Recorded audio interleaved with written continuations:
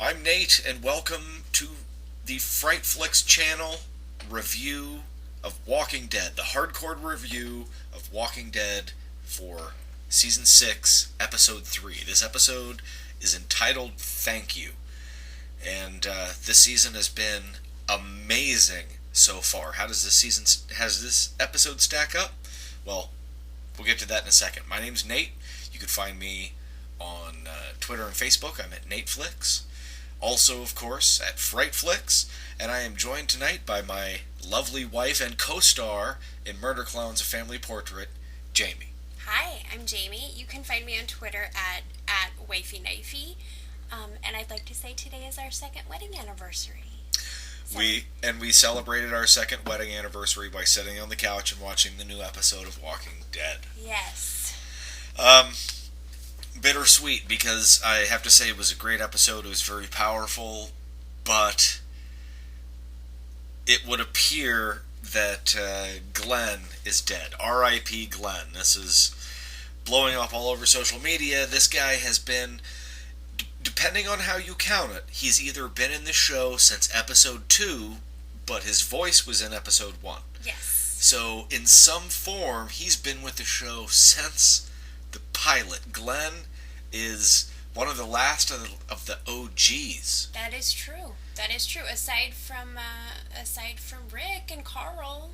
Yeah. Daryl joined very shortly. Well, you know, in that initial group from season 1, yeah, Carol was there, yeah, and Daryl was there. Daryl was in Glenn's camp. But Michonne wasn't. You no. know, and those are the only holdouts. That's true. And from the last we saw I think, was a very powerful and horrific scene. As I've said before in my previous reviews, I love The Walking Dead. It is a drama set in this world of horror. Mm-hmm. But it's not a horror show. It isn't. It never has been a horror show. But once in a while, something happens.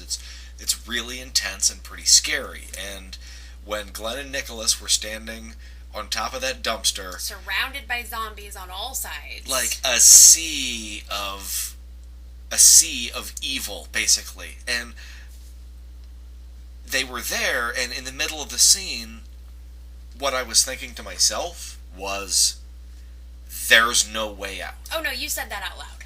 Oh, I did? Yes, you did. Yeah. There's no way out. I was thinking of every possible way Glenn could escape, and I was like, as much as I'd like to see that, it would be a cheat.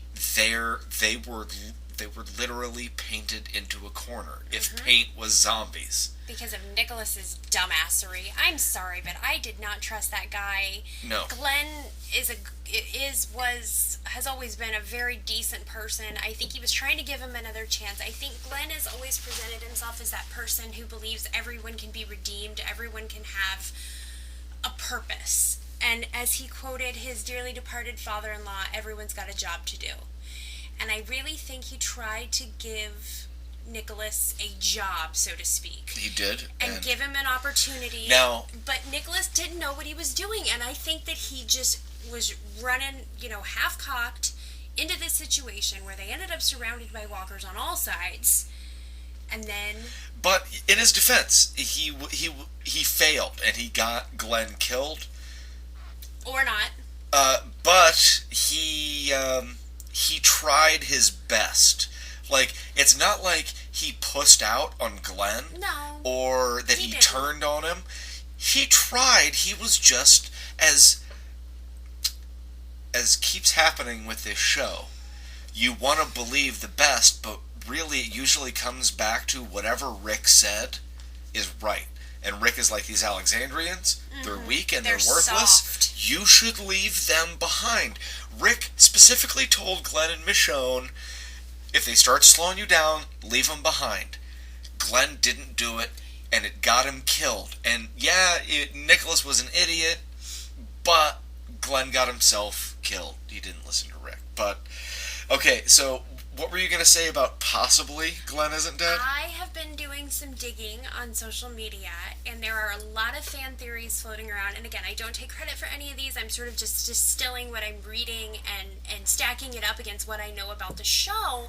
And it really holds water for me that maybe Glenn is still alive. Now, let's walk through this. I want to go back and sort of walk through the sequence of events as I saw them. Okay. Okay.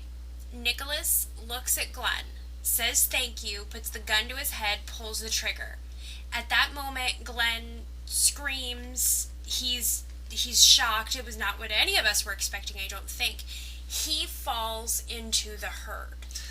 Nicholas falls, and the theory that I'm going with, that I am co-signing on, is that Nicholas falls on top of him. When we see someone getting gutted, that's Nicholas's dead body on top of Glenn. There is every possibility that Glenn can cloak himself in the scent of his dead friend and get the hell out of there. I'm holding on to hope, baby, here. I know I'm grasping at straws, but I'm grasping. I'm tooth and nail. I am fighting for Glenn to be alive. Okay, and you're co-signing on that. That's okay, because as I mentioned in last week's review, Jamie here has been calling out that, making the call that Maggie is pregnant. Oh, Maggie's totally pregnant. Well, and as soon as I saw Glenn die in air quotes now, but as soon as I saw Glenn die, I was like, oh, okay, now Maggie is definitely pregnant, because that's like his a bittersweet. Well, that's his ongoing contribution to the show, where he does live on. We're signing on to this old school thing where you can live on through your kids. All right, and the theory you're laying out, okay, if they do it right, I could see it happening, but it also feels like a cheat, simply because even if the guy who just shot himself and he's still like warm enough to eat, even if he fell right on top of Glenn, you saw those zombies. He was in the middle of a sea of hundreds of them, and he's laying directly under a corpse that they're eating. For like hundreds of zombies to just overlook him and then eat the guy on top of him and wander away seems like a stretch. Like I said, they could film it in a certain way, and I love Glenn. I would like for him to be alive, but they're going to have to do it really good, or I'm going to feel like it's a cheat. I know, but like I said, at this point, I feel like my emotional side is taking over my rational side, and so I feel like I would buy into nearly any theory that was laid out there. But if they could do it that way, I think Glenn is smart enough and cunning enough to get out of the situation. I will say, although I haven't read any of these theories or anything, I noticed as it happened, as it unfolded, the way the scene was shot, if the camera would have tilted a few more degrees or been more overhead, you would have actually seen Glenn being eaten. But you saw his face looking down, looking shocked, while guts were being pulled out. Those might not have been his guts, but I'm just writing him off as dead because of the situation he was in. I don't see how realistically, and I hate that I use the word realistically with Walking Dead. But it's because they've done so many other things that do hold up, that do make sense. It's not, aside from the zombies, which I know is a completely ridiculous statement to make. Aside from the zombies, it's never been a fantasy show. It all seems very down to earth, wouldn't you agree? Yeah, no, it's very bleak. It doesn't partake in any sort of magical thinking. It's like everything that happens, like I said, aside from the zombies, which again, a completely ridiculous statement for a grown person to make several times in one sentence. No, I always catch myself and I'm like, oh, realistic. Oh, the realistic. If I'm going to be realistic about the zombie show, I feel like the way that the characters interact with each other is believable. I feel like the decisions that they make in the moment are believable. again, aside from the zombies, it feels good. Now, the other thing that, and I may be way too overthinking this, or maybe I missed something because I mean we just finished watching it. It's still raw. It's still fresh. This is a review slash reaction. We didn't watch it and then spend a few hours like hashing it out and writing down notes. Which we usually do. No, this is just like we just finished watching it. Just turned off the TV. And now we're recording this. So again, it's raw. so I prefaced that by saying that. Okay, so there's a dumpster and a fence. If Glenn was able to scoot back toward the fence and go parallel to it, so the herd is coming toward the fence, if he could go parallel to the fence and get around the herd, still cloaked in this scent, and he moved real fast, maybe he could... Well, because they always tell you, if you... The only problem with that, honey, is that he would be cloaking himself in the scent of somebody that they want to eat because he's still warm. They're eating him. Glenn isn't like, oh, I'm going to rub like a dead zombie head all over me, which they've done before. He could, though, because they had shot a bunch of them. Yeah, there are a bunch. Okay. Because I bring this up because I read an article recently about he's just like he's alive and he's in the middle of this sea of zombies and he's covered in sauce. He's covered in delicious juicy it's au jus for the zombies. I still think because I recently read an article about what to do if you are in a crowd stampede situation, because I'm a lot of fun and these are the kind of articles that I read, and it was saying you have to move sideways because you can't move against the herd, you have to move sideways. And I would assume that the laws of physics stand up, whether it's a herd of humans at a concert or in a refugee situation or a herd of zombies. Okay. So I think if he moves sideways, he might have a shot. Or I'm hoping for some Hail Mary pass, some other friendly person, someone from our group or from another group, and you're looking at me very condescendingly, but someone comes and distracts them somehow and Glenn can escape. I know, you're looking at me like I'm an idiot. I get it. No, it's possible, but actually it hinges on what you said there at the end. Somebody would have to come and distract them and allow him to be saved. Yeah, you're right. There would be there's no getting out of it on his own. Now, all right, so this is me and my wife, husband and wife team reviewing the show. I am pouring out a bit of my 40 on the curb and saying, R.I.P. Glenn. Nope. You were amazing. You're saying he's alive. He's alive. He's cunning. He's going to escape because they were eating Nicholas. In death, the guy finally had a purpose.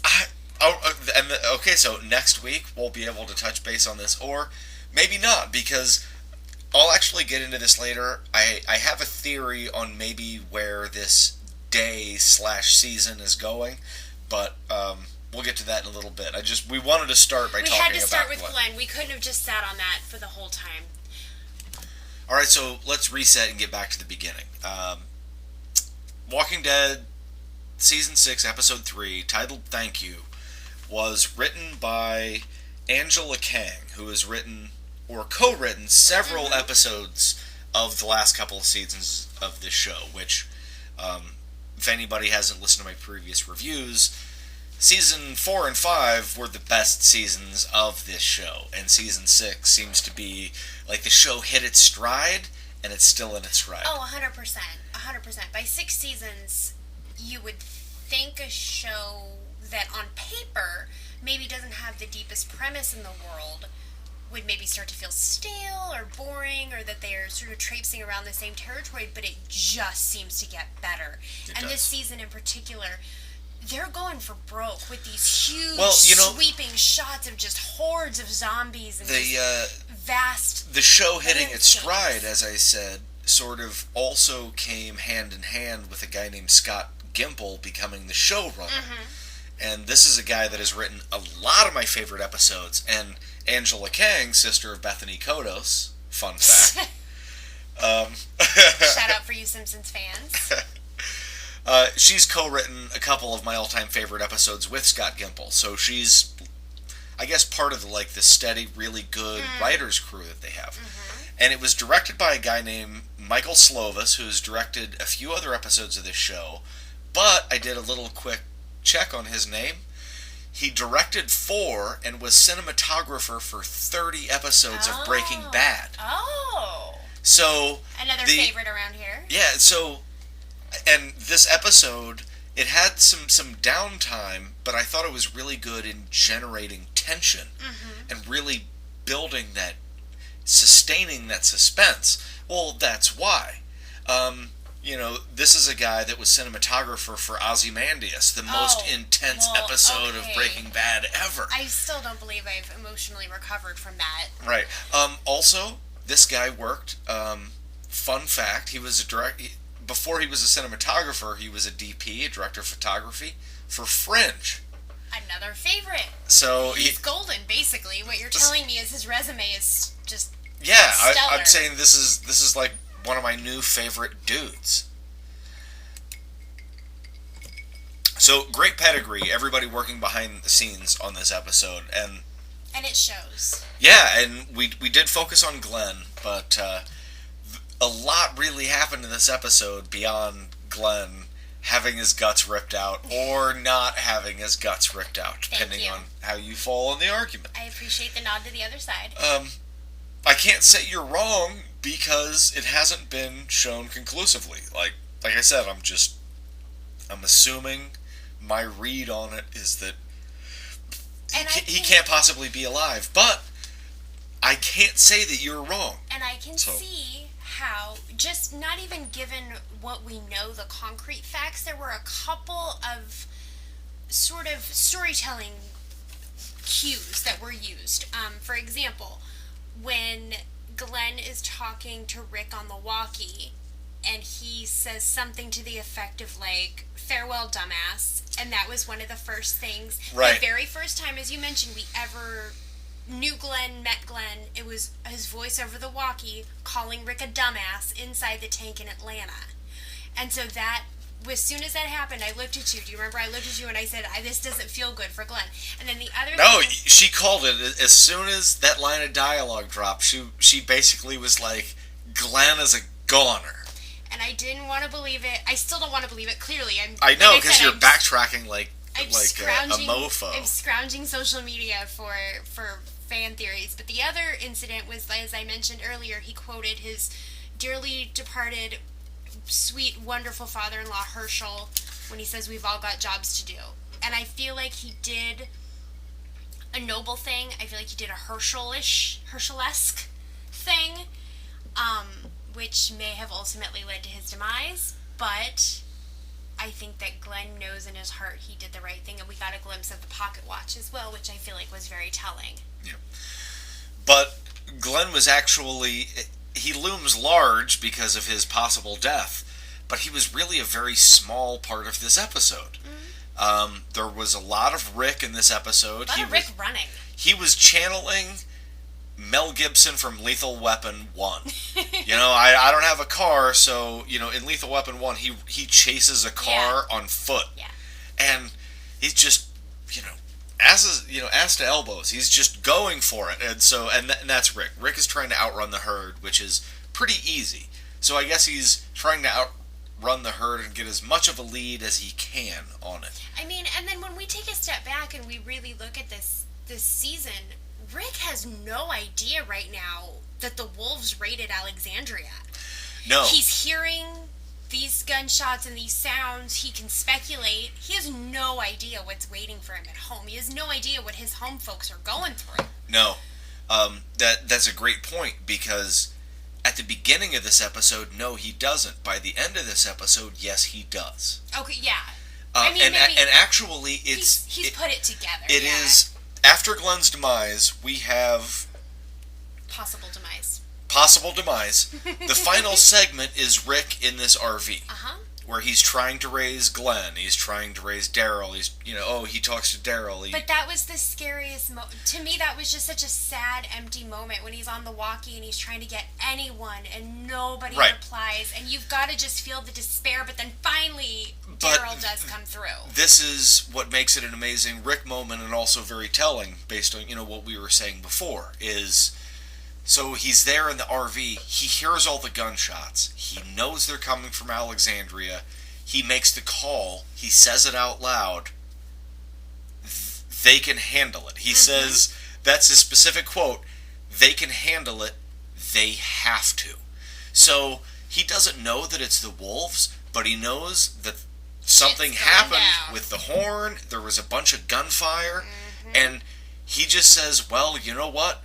They're going to have to handle it because we have other things to handle. That's so amazingly Rick. So he knows there's trouble back at home. Just a few moments later, wolves attack him in the camper, and he shoots them to death and then finds some of Judith's baby food.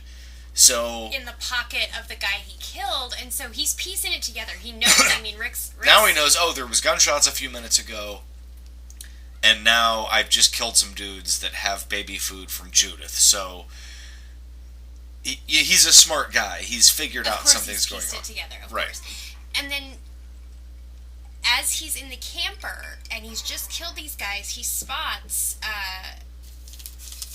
Is that when he spots the rest of them? Like he's becoming surrounded.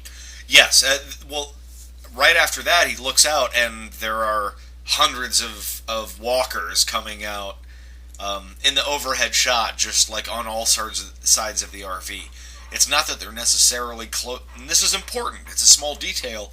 It's not that all of these hundreds of walkers are closing in specifically on the RV. They're just all in the area. And he's... Yeah, and some of them are coming towards the RV, but just... He can't get out and run because they're everywhere.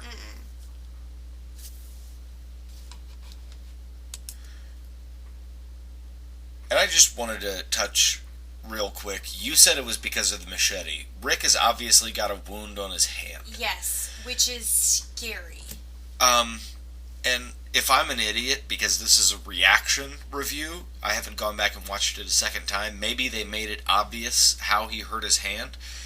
Jamie said it was, she thought he cut it on his machete. He like broke off a knife in somebody's, in the zombie's head, and had to switch to the, so...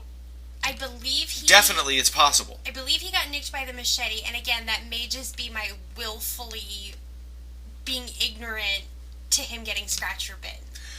Well, and this leads me, the reason I bring this up is that, first of all, I hope that he just got cut and that Rick is okay. But, you know, in the comics, just to repeat for like the millionth time, I prefer the show to the comics. I think the show is the comics version 2.0. They remixed it. They took everything good, made it better. They added new elements, whatever. But the governor, when he's torturing Rick, chops off his hand, and Rick has been one-handed ever since. If Rick did get bit on the hand, I could see in the next episode or two him having to, like, chop off his own hand. Okay, now, again, if we remember from the prison with Herschel in the same situation, getting part of his leg cut off, they had to do that very quickly before the toxin could get into his bloodstream. No. We think they had to do it very quickly. Rick acted quickly, definitely. But this is really all speculation. Because we know what Rick and the group knows, which isn't very much.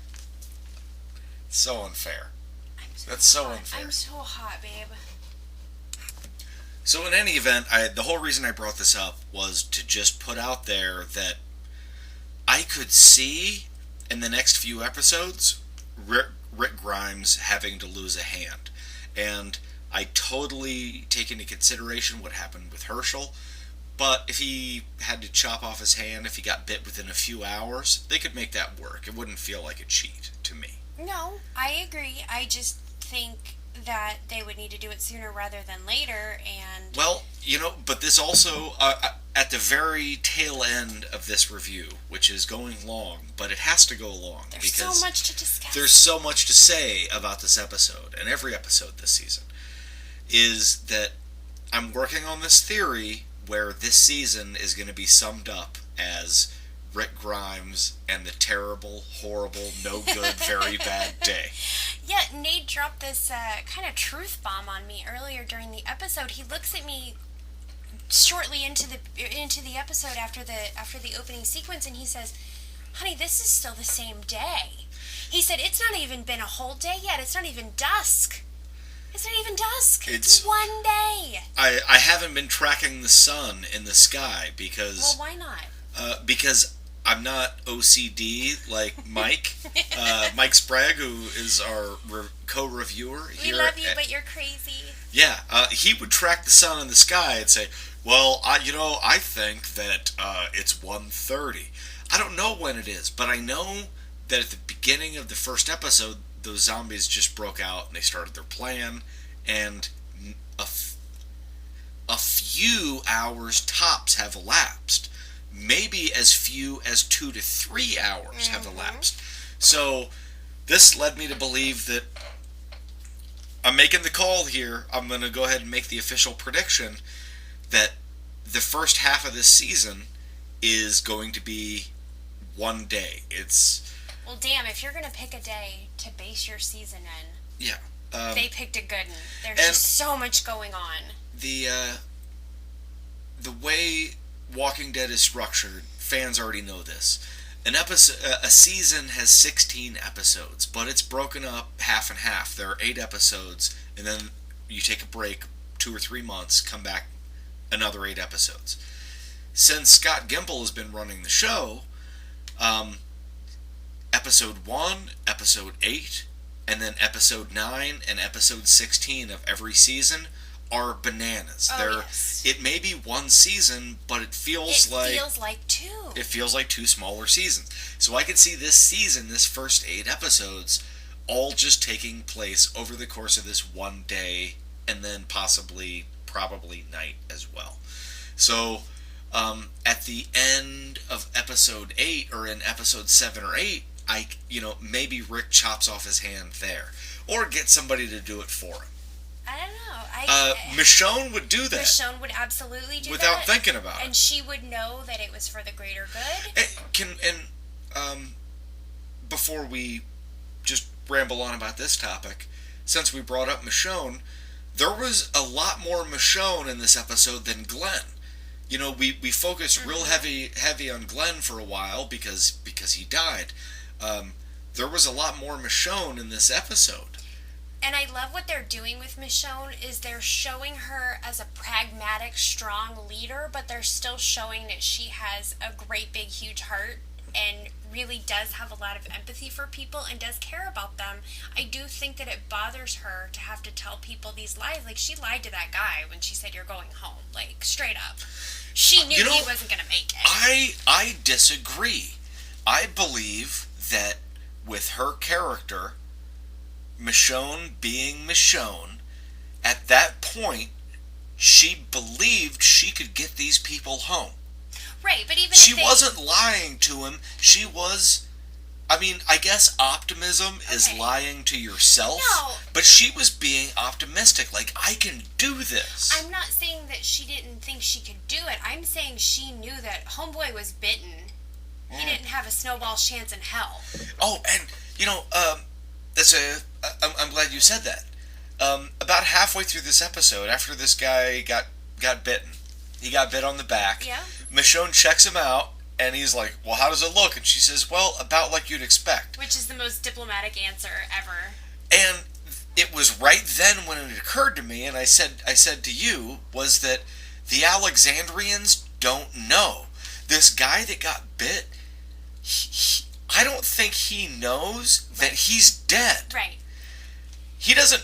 These idiots, these soft, weak people have no clue about the outside world, and that's what I meant when I said that she knew she was lying to him because she knows. She's been out. She knows that bite was an absolute death sentence. Sure. Well, and I only stand by what I said because she at no point promised him a happy ending. She just she knew he wanted to see his wife. And she was sort of promising, I'm going to get you home, and you're going to see your wife before you die. Okay. I buy that. She knew he was dead. Okay. That makes sense. And sense. the way, when she looked at his bite, and the way she responded to him so diplomatically, at that point, she knew, and it was, I hope this was all intentional on the part of the writers. Great job, Angela Kang, because I was just like, oh, She's just realizing that he doesn't know that he's dead. Right. So she wasn't going to incite a panic, so to speak. But right. no, that was a very interesting observation, and I think it just further proves the point that the Alexandrians are very soft. They are very inexperienced. They got no business going out into this war. They just don't. They don't. That's why all the more reason to listen to Rick.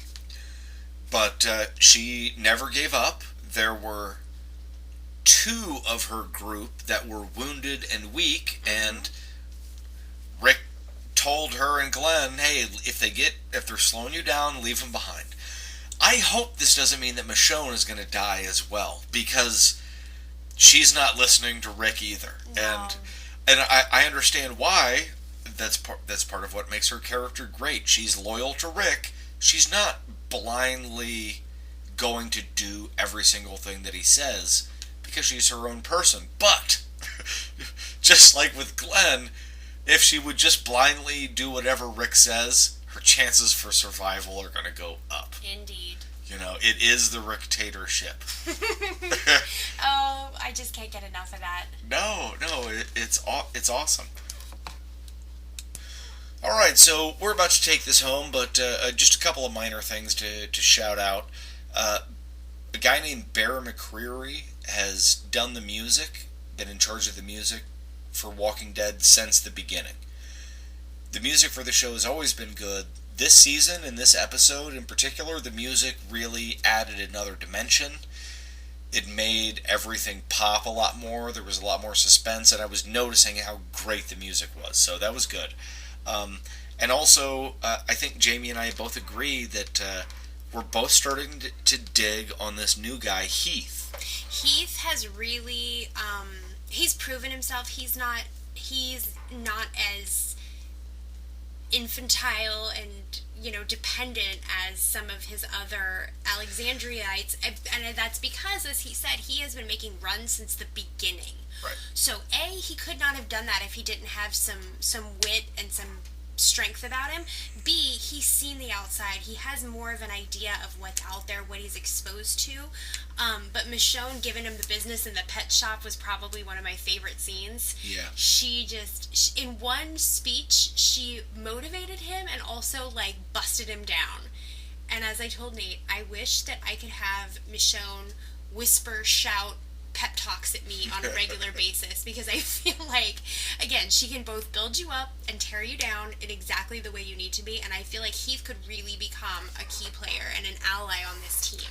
Well, and as Eugene said, you got to respect the hair game. Yeah, hair game is strong with that one. But no, I like him too, and honestly, the main reason that I like Heath in this episode was when zombie shit jumped off.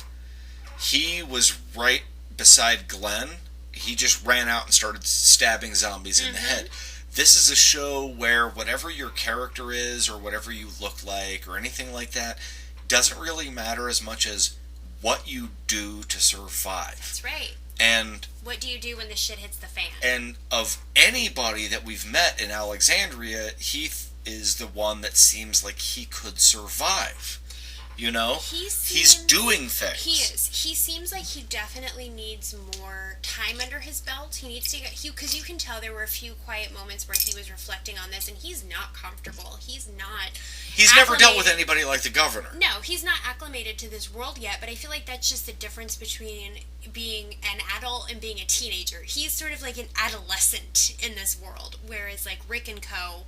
are definitely the adults. They're mature, the grown-ups. They're mature, they're experienced, they're seasoned. And that's exactly what Michonne was saying. Yeah. She's like, you've never been so covered in blood that you don't know whose it is. Right. She put him in his place, for sure. But she also, I don't think, was demeaning him at all. And I think she was actually telling him, get your shit together and you could really be an asset. Yeah. You can survive. You just have to get your act together. Agreed. So, can't wait for next week. There will be a fair amount of gloating on my part if Glenn is still alive. And well earned. But at the same time, if he is still alive, the show is going to have to do a really great job in satisfying me, where I'm not going to be like, oh, that's bullshit, dude. If any show can do it, it's this one. If any show could do it, it is this one. This is the third episode of this season, and it's the third great episode of this season. So Absolutely. I think it's only going to get better. There's that. Here at Fright Flicks, we always tend to rate things on a scale of 1 to 10. So on a scale of 1 to 10, 10 being virtually perfect, 10 doesn't mean perfect because there's no such thing. Sure. 10 being virtually perfect. Last week, I gave JSS. Oh, yeah. I gave that a 10 out of 10. I would say so. A virtually perfect. I would say so. So, scale of 1 to 10, how would you rate this episode? No, you first. I'm the guest. Oh. This is your show. This was a great episode. I'm going to, right now, just my initial reaction, I'm going to give it an 8 out of 10. Oh, really? Because I'm going with 7. 7? I did not think it was that close to virtually perfect. It was a very good episode. Well, I mean, no. 8 isn't virtually perfect. I said That's it's like a B. close to it. It's like a B plus. It's not that close to an A for me. It's closer to a low B. A low B. I would Okay. give it a low B. Above average, definitely above average. Okay, and so, what were your complaints about the episode then? I'm too close to it right now. I can't pinpoint and nitpick things, but there were several things that sort of I don't know. It just little things just got to me. I guess I'd have to watch it again. So that wraps up this week's review of The Walking Dead, which was just, in my estimation, continuing this season's stellar performance so far. No doubt about it. Shaping up to be easily their best season if they keep this trajectory. If they keep it up, what can we expect from next episode? I'm actually, the way they've been structuring it, I'm thinking next episode we go back to Alexandria and we get no Rick, no Michonne, none of these other people. So you're thinking they're going to keep up that pattern of the road, Alexandria, the road, Alexandria? Well, maybe. We could also see, I could personally see that Abraham, Sasha, and Daryl, they're leading this herd away. Mm-hmm. Maybe they run into something. Yeah. Since the group is so incredibly fractured, I don't think that we're going to get an episode where it jumps around to everybody. I think we're going to get another focus. So next week's focus, it definitely won't be Rick again, because we just saw that. We could go back to Carol and Morgan and Alexandria. We could go to somebody that's further splintered off from the group. We could see that Glenn is alive. We could. It's possible. We could start out, like last week, you started out with like 5 minutes of Enid and her backstory. We could go out to the Wolves and see somebody. We could. But I would actually be surprised to see Rick Grimes at all next episode. And that just, again, speaks to the quality of the show, that you can have your main character out for an entire episode and really not even miss him, because there's so much else going on that you're invested in that is quality that you care about. Yeah. So. But to reiterate, because I really like the way it sounds once I said it, I'm feeling like this episode, this whole season, this whole 8 episodes is going to be Rick Grimes and the terrible, horrible, no good, very bad day. So we'll see how that plays out. If you want to let us know what you thought about this episode, please do. Just respond to this video or get at us through social media. Frightflix on Twitter or Facebook. I'm at NateFlix, and my wife is... at Wifey Knifey. Wifey Knifey, although if you go to the Twitter search and look up Knifey Wifey, which is her proper name, then she'll come up there too. Yeah, either combination works. Go back, listen to my previous pre-wife episodes, and you know what? I'd actually like to hear if I'm better with the wife or without the wife, because I'll make her stay up every Sunday night with me and do this. So let me know what you think, and we will be back next week for a review of Walking Dead Season 6, Episode 4, which promises to be frickin' awesome. Thank you.